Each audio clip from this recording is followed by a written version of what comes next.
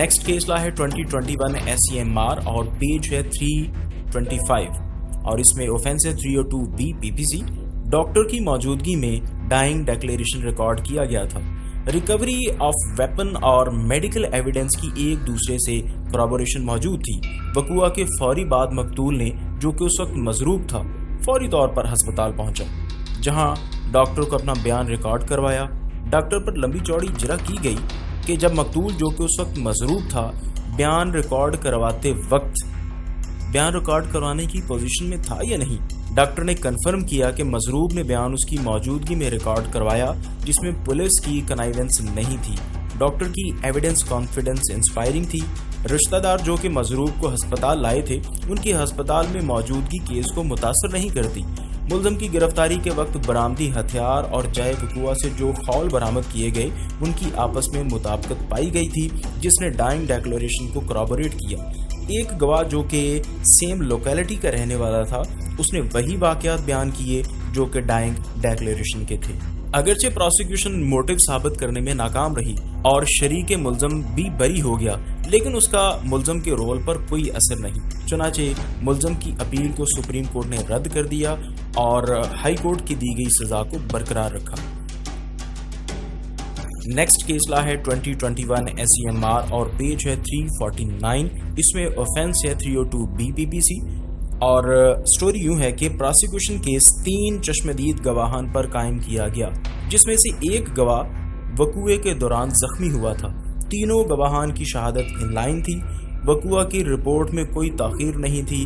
जख्मी गवाह police docket के जरिए एग्जामिन करवाया गया था। रिकवरी ऑफिसर वेपन रिकवर करने में नाकाम रहा था, लेकिन प्रोसिक्यूशन केस पर इसका कोई एडवर्स इम्पैक्ट नहीं। इस सूरत में कि चश्मदीद गवाहान ने वकुआ के वक्त अपनी मौजूदगी साबित की थी, शरीक मुलजम के बरी होने से इस्तगासा के केस पर कोई नेगेटिव इफेक्ट नहीं पड़ा। मुलजम की सज़ा को सुप्रीम कोर्ट ने बरकरार रखा और मुलजम की पिटीशन को खारिज कर दिया। नेक्स्ट केस ला है 2021 SCMR और पेज है 354। इसमें ऑफेंसेस हैं 302D और 324 PPC। वकुआ शादी की तकरीब में दिन की रोशनी में हुआ, यानी ब्रॉड डे लाइट अकरेंस थी, और वकुआ 4 बजे दोपहर में हुआ, जबकि जख्मी और मकतूल को 5:10 पर तिब्बी मुलाजा के लिए अस्पताल लाया गया, जबकि FIR 5:40 पर दर्ज करवाई गई थी। चुनाचे वकुआ के बाद 1 घंटे के अंदर मकतूल और मजरूब को अस्पताल लाने और पुलिस के जाए वकुआ पर आने में 1 घंटे का वक्त लग सकता है, लिहाजा इस दौरान कोई कंसल्टेशन मुतवक्का नहीं। प्रोसिक्यूशन केस 2 गवाहान पर कायम किया गया, जिनमें से एक दूल्हा और दूसरा उसका अंकल था। चुनाचे वकुए पर मौजूदगी साबित होती है। दोनों गवाहान मकतूल और मुलजम पार्टी के रिश्तेदार थे, लिहाजा गलत तौर पर मुलव्वस करने का कोई इम्कान मौजूद नहीं था और गवाहान अपनी शहादत में इन लाइन भी थे। तीनों मकतूल का पोस्टमार्टम सेम डे हुआ। मेडिकल एविडेंस, ऑकुलर अकाउंट, वकुए में इस्तेमाल होने वाले हथियार, जख्मों और दौरानिए को मुकम्मल सपोर्ट करती थी। FSL रिपोर्ट के मुताबिक बरामद शुदा 15 खौल एक ही गन से चलाए गए साबित होते थे। मुलजम जेल से फरार भी हो गया था और 7 साल तक मफरूर रहा, जो कि मुलजम के खिलाफ जाता है। वकुआ अचानक हुआ था, लिहाजा हाई कोर्ट ने मुलजम की सजाए मौत को उम्र कैद में तब्दील कर दिया था। सुप्रीम कोर्ट ने हाई कोर्ट के फैसले को बरकरार रखा और मुलजम की अपील को खारिज कर दिया। नेक्स्ट केस ला है 2021 SCMR और पेज है 359 और इसमें ऑफेंसेस हैं 80A का सेक्शन 7 और एक्सप्लोसिव सब्सटेंस एक्ट का सेक्शन 5 और 5A। इसमें मुलजम के कब्जे से धमाका खेज मवाद, डेटोनेटर्स और हैंड ग्रेनेड बरामद हुए। मुलजम ने खुदकुश धमाका करने से इनकार कर दिया था।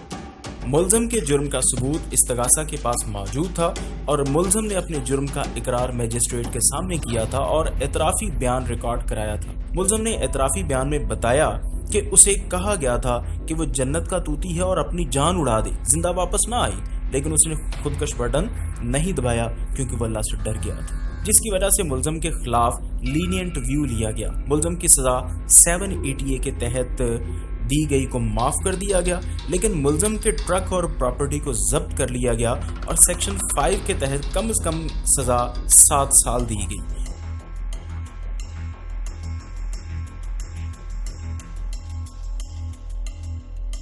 نیکسٹ کیس لا ہے 2021 SCMR اور پیج ہے 363.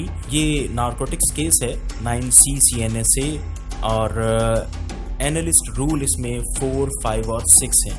موجودہ کیس میں منشیات کی تھانے اور پھر کیمیکل انالیسس کے لیے لیبارٹری بھجوانے کے لیے سیف ٹرانسمیشن کی شہادت مشکوک ہو گئی تھی کیونکہ ایسی شہادت صفحہ مثل پر موجود نہیں تھی.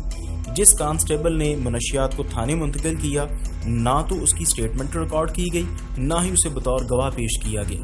آئیو نے دوران اجرا تسلیم کیا کہ اس کے علم میں نہیں کہ کون سیمپلز کو لے کر FSL گیا.